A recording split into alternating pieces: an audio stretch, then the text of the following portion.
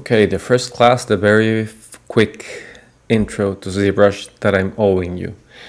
In this introduction, we will learn to make a creature from a very special kind of sphere, a dynamesh sphere, using brushes and shortcuts to push, pull, and smooth our creature. We will then add a second object or subtool in ZBrush jargon in order to open the door to more efficient modeling for animation or for weird combinations such as a fish with butterfly wings. For this final part then we will introduce masking and things we can do with masking such as extraction, which allow us to create other shapes. So let's get started. Very special kind of sphere. When you open ZBrush you get this dialog. If you press comma, this dialog appears and disappears. But this dialog is kind of useful. You have some tools you can use before. We will start with that very special sphere, which is going to be a dynamesh sphere. So you double click, ask you to save the stuff. I don't want to save that, so I click no. And this is a dynamesh sphere. By default, as you see by clicking here, there is symmetry enabled.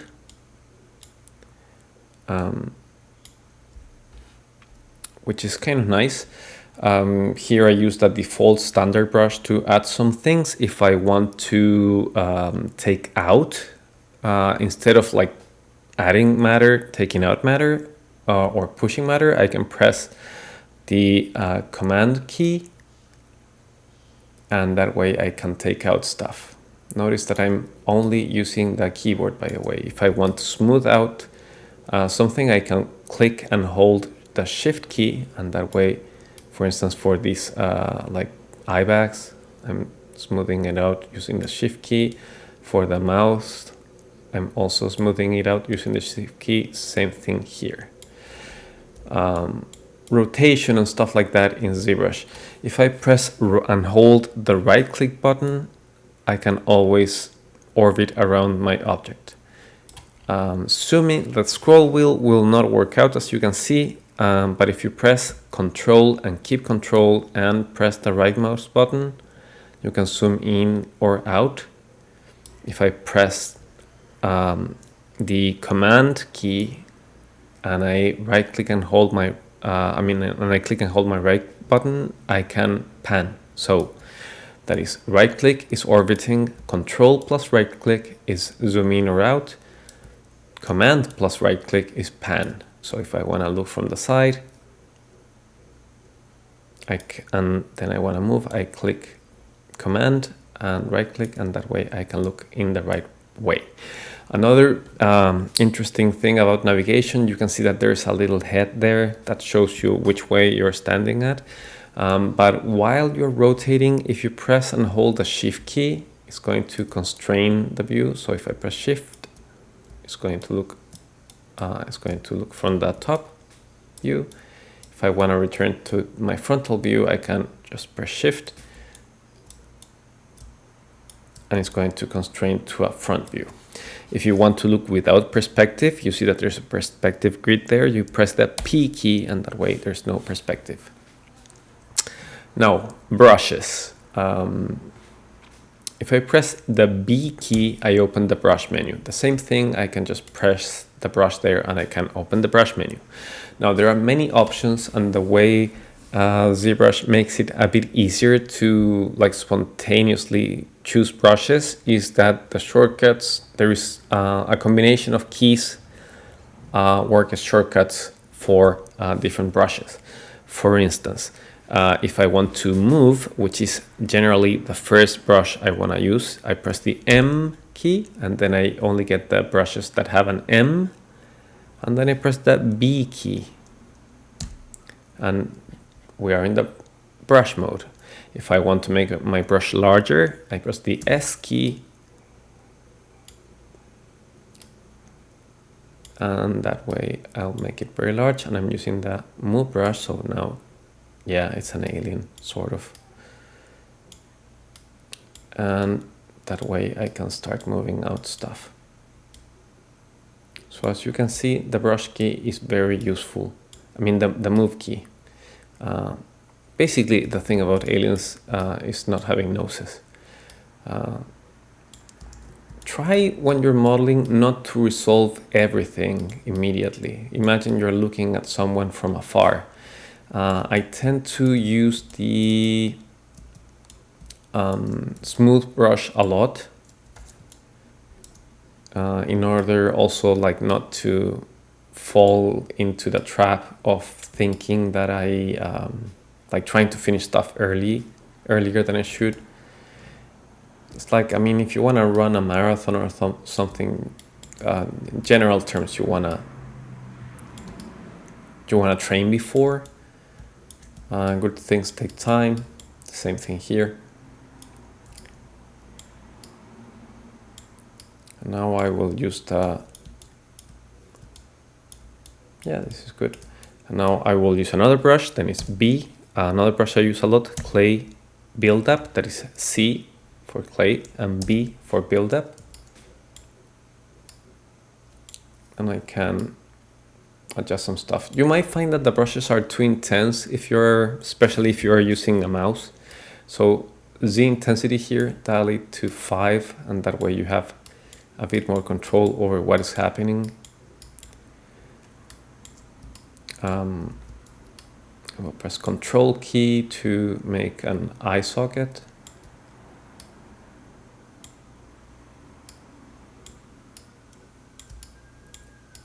That looks like a mustache. I can also make the soften brush a bit less intense, the smooth brush a bit less intense. And if you want to, like at a certain point, you might want to add like to cut a piece of like drag a line or something. You can use the DEM, that is the standard brush, and that brush allows you to, don't abuse this brush though, but this brush allows you to make like big incisions. Why do I mean don't abuse it? Generally people are going to like try to make the nose like this, but it is important to know that the nose it's something that grows. So clay buildup, I find that it's much better to insinuate the shape of the nose, because our nose is not drawn on our face. It's much more natural if we make the noise by adding material. Much more natural.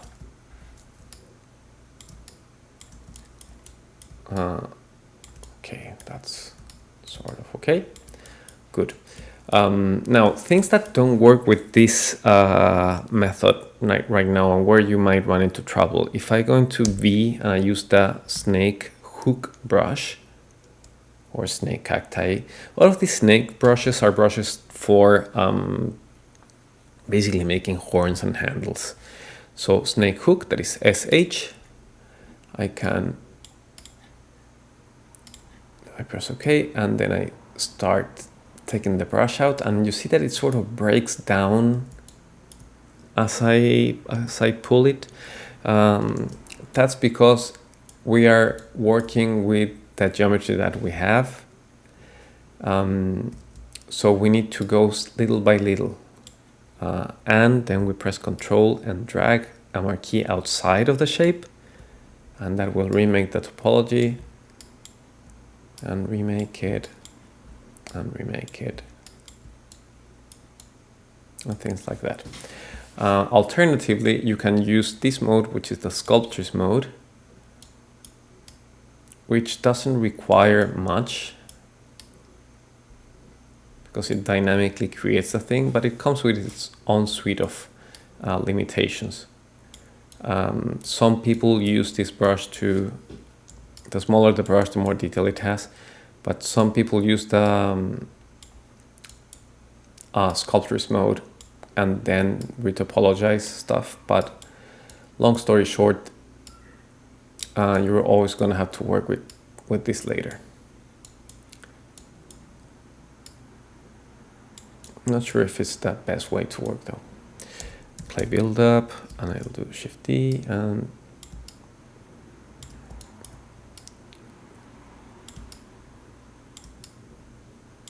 little mustache. Another brush that is good is inflate brush. When you have little brushes, you might want to inflate things. Yeah, for like, yeah, the eyes in that regard, it might be better. Same thing here. So generally pretty good. Other brushes that are interesting, trim adaptive, useful, especially, or trim dynamic is useful if you want to make stuff that is a bit more, say, like manufactured looking. As you can see, it can make for some like harsher shapes. In this mode in Sculptris, the smaller the brush, the more detail you have. Yeah, so it makes stuff look a bit more like, yeah, manufactured, basically. Other brushes that are interesting or fun, there's some I haven't even used now. The cloth block brushes, I find them really interesting, especially cloth slide and cloth hook. I'm not sure if they work that well with this brush. With Sculptris, might be better to use it with Dynamesh, as I was doing before. But this brush has some interesting effects, especially for organic stuff. Like, it's not limited to, I mean, basically the skin is kind of like a cloth, right? So if you want to make something look agey, get some wrinkles and stuff, this might be a good brush. Good. So now that we have this sort of like Lord of the Forest or something like that, again, it works with the monstrous biologies because it's human and forest-like. It's pretty good. Great. Another thing that we were going to do, adding another object. So in subtools, you have this object, which right now is only one, but if I go on and append a tool, I have the option of adding another object to the scene that I can work with independently. The usual thing is that I want to add an object that is, for instance, a body, or in this case, an eye. And I will try to move this by using the W key, which changes into drawing mode. To go back into editing, you press Q. If you press W, you're in translation mode. And if I move something by pulling from the cone, you'll notice that this is not what we want. I'm not choosing the object that I just made. I can click on the object, and that way I can move the object around. Or I can also command click on the object I want to select, which is a lot faster. Then I'll click and drag on that center sphere and push this here and here. I can click and drag here too, and now I have an eye.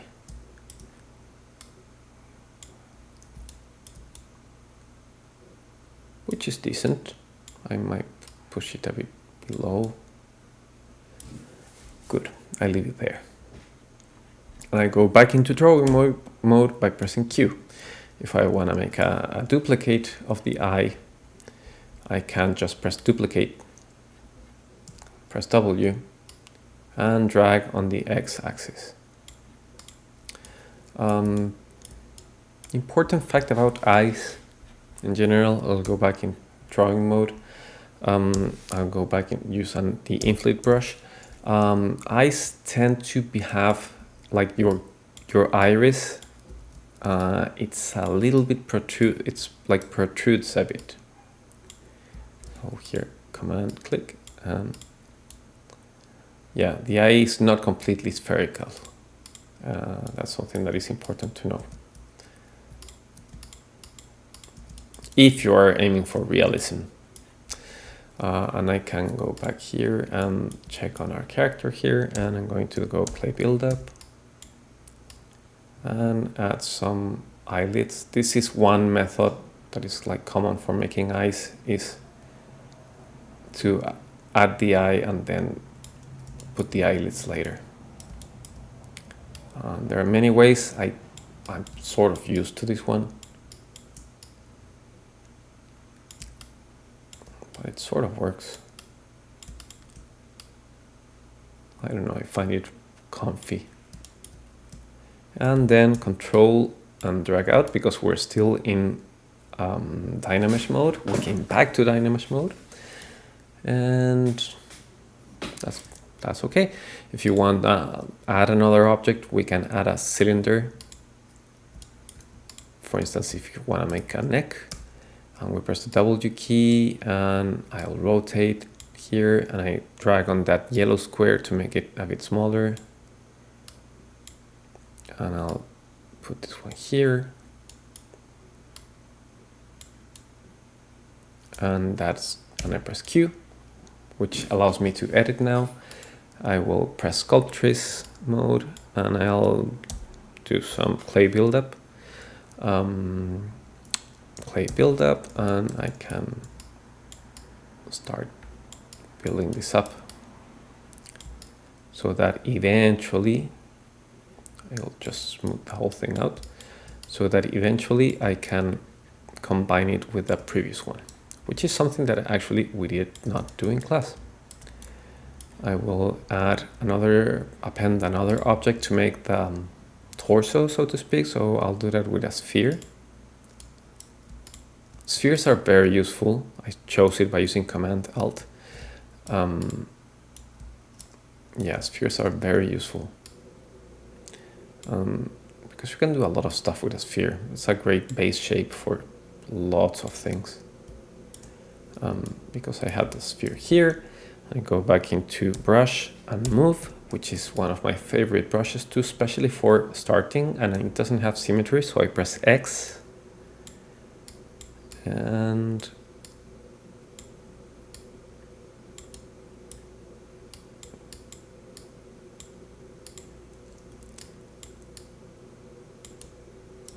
I'll make some sort of torso here.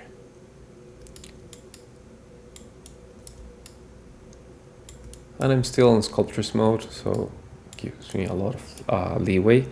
I'll go into brush and check the trim dynamic or trim adaptive. I don't remember which one was better, but too strong.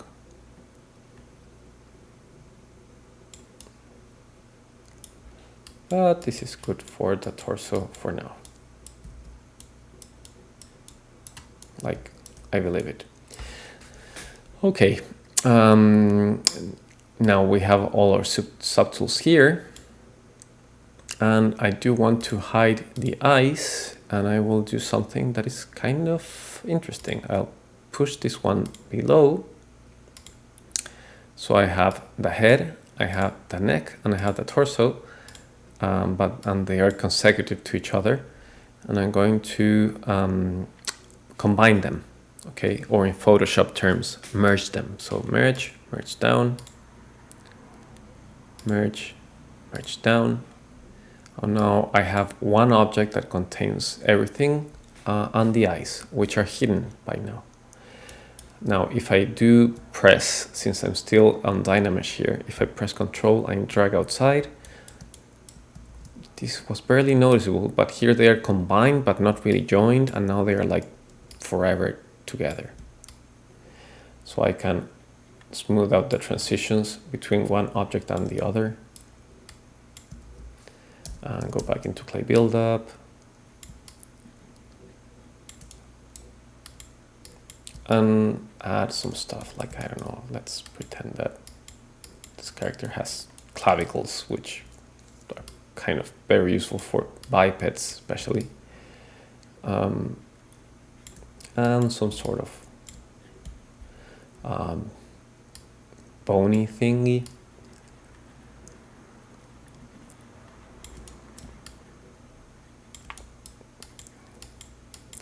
And some back power thing. Muscly thingy.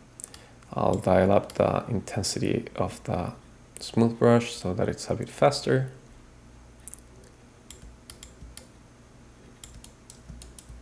And I'll use the cloth, so C for cloth, and I'll use the cloth slide brush to get out of this mode. Because not that cloth, another cloth.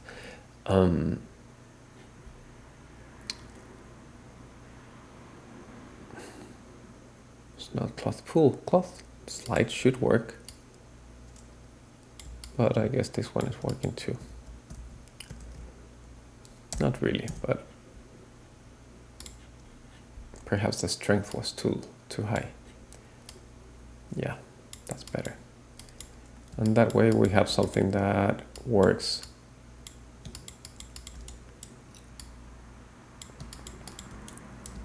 with the object.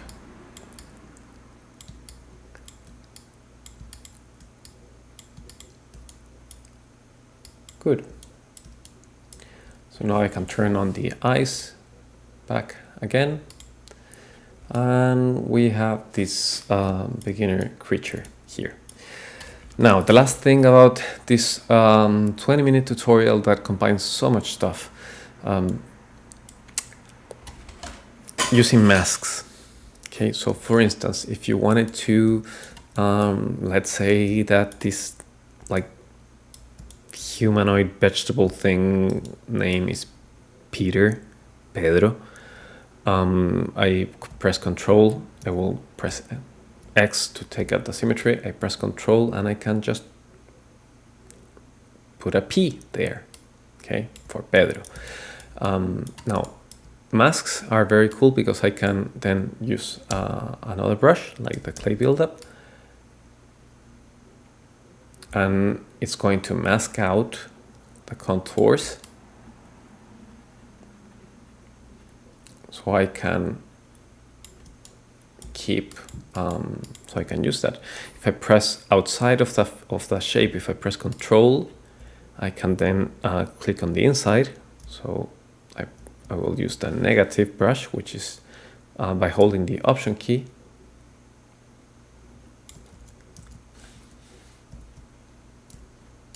Sorry, the Command key.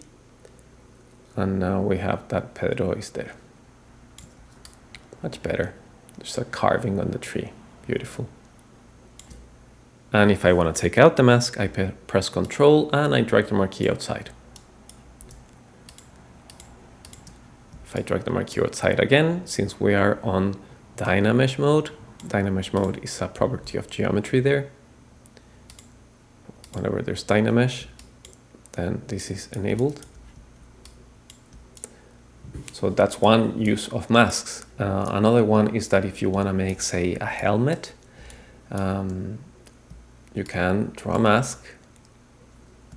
I will press X for symmetry, and I will, as quickly as I can, draw some sort of helmety structure.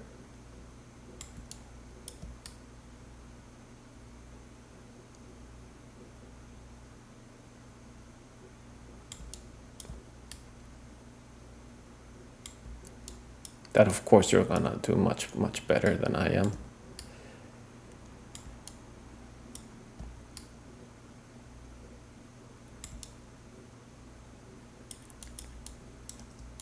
And now that I have that sort of helmet, I can go into, and this is on the top part of the tools here, subtools, geometry, blah, blah, blah. There's a part that says extract.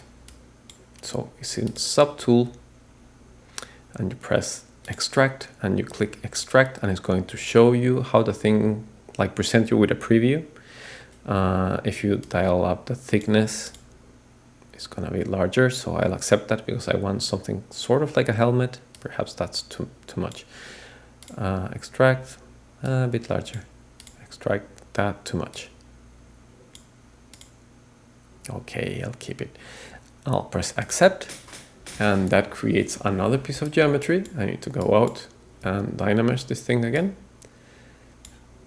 But now I have this piece of geometry that if I want to make into something more like a hat, I could turn on the sculptress mode and use that brush that I told you before, trim, dynamic, or adaptive, to make it seem less wooden and like less organic and more sculpted.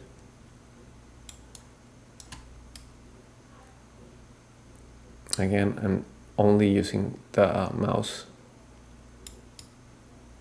which is actually not even a mouse, I'm using a trackpad.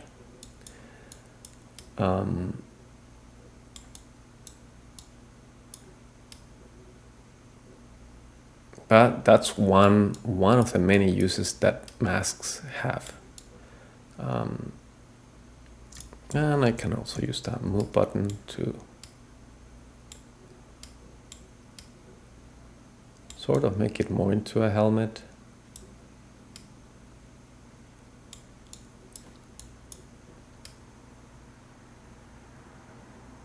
You don't want this to be too tight.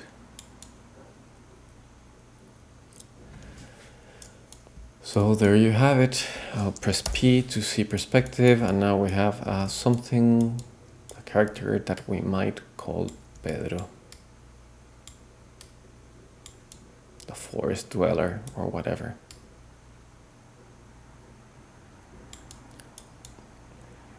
But there you go. Hope this is useful, and I really hope it was recorded well. For the next tutorial, we're going to do some retopology and painting.